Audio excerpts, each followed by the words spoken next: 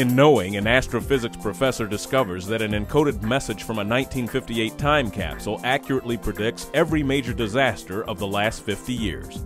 Hi, I'm Nicolas Cage, and this is a clip from Knowing. 50 years ago, the students of William Dawes Elementary imagined what the future might hold. Today, we unveiled their legacy.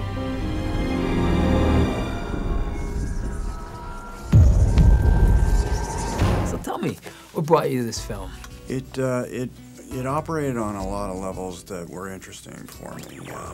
I felt I had the life experience and the personal emotions to play the part truthfully. John Kessler is a single father, and I wanted to see a relationship between a single father and his son.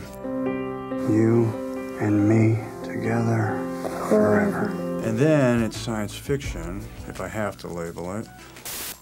Science fiction, and that's a great genre because, I mean, it's one of the only ways you can act and still be abstract and still deal with issues that are kind of surreal. Okay, why are you showing me this? It's a list of dates. Every major global disaster for the last 50 years in perfect sequence. And it's positive, you know, it's not resorting to gratuitous violence and things like that. The next number on the chain predicts that tomorrow, 81 people are going to die in some kind of tragedy. It is sort of surreal, but at the same time, I feel like there is a fascination with the end of the world. What do you think that is? It's just in the air, you know, there's so much going on right now, and there's tensions between countries, there's global warming, it's on people's minds. Get off the train. Why? What's wrong? Just take the baby and get off the train. I think as artists, you know, they try to grapple with or make sense out of or redefine what's happening in current events.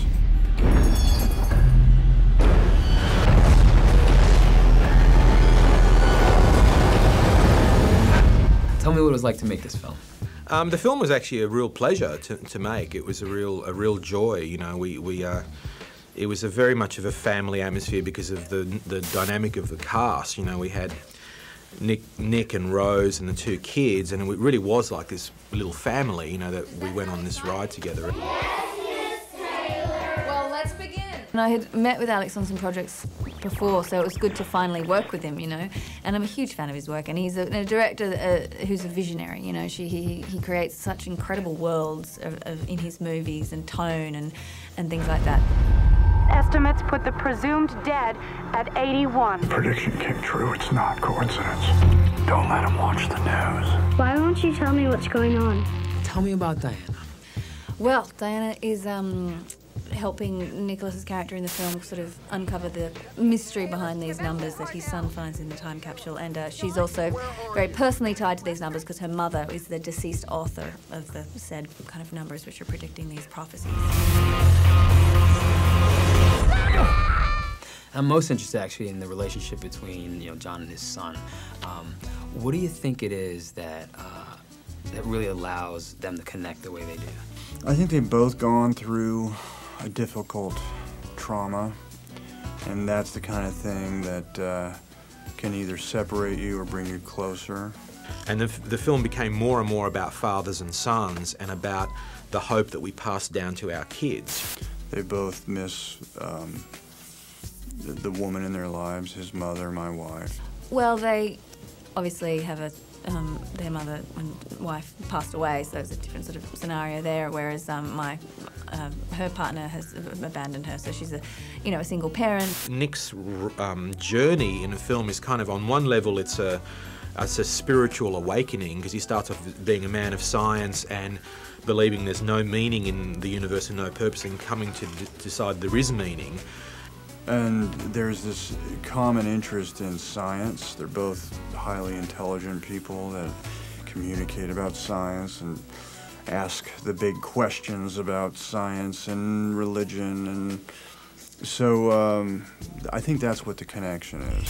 What do you want with my son? The numbers are a warning. They're a warning to everyone.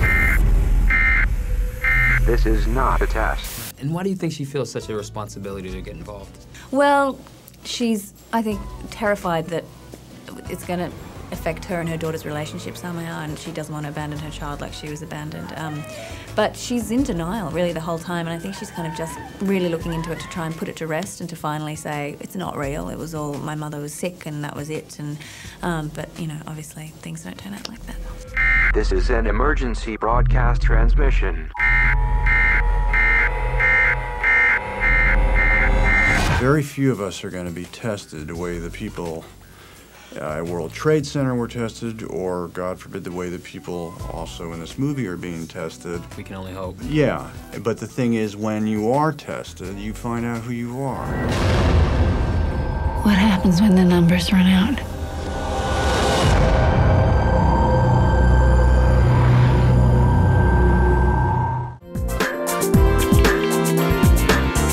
Made in Hollywood.